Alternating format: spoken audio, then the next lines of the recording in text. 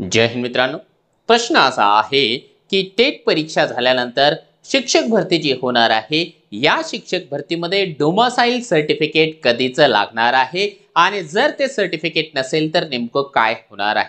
तर लक्षात घ्या, कोणत्याही प्रकारचं प्रमाणपत्र असेल किंवा कोणत्या प्रकारचं शिक्षण असेल, टेट परीक्षेच्या फॉर्म भरण्याच्या शेवटच्या तारखेपर्यंत ते तुमच्याकडे असणं आवश्यक आहे। म्हणजे 14 मे 2025 पर्यंत आपल्याकडे डोमासाईल हे प्रमाणपत्र आपल्या हातामध्ये असायला पाहिजे, तर आणि तरच जे आहे त्याचा वापर तुम्हाला करता येणार आहे।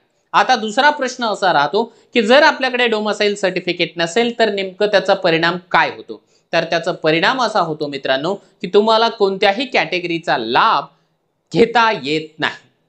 कोणत्याही कॅटेगरीचा लाभ घेण्याकरिता डोमासाईल सर्टिफिकेट कंपल्सरी राहतं। तुम्ही जर ओपन कॅन्डिडेट असाल, डोमासाईल नसेल तरी देखील चालतं, परंतु इतर सर्व कॅटेगरीला डोमासाईल सर्टिफिकेट कंपल्सरी लागतं म्हणजे लागतंच।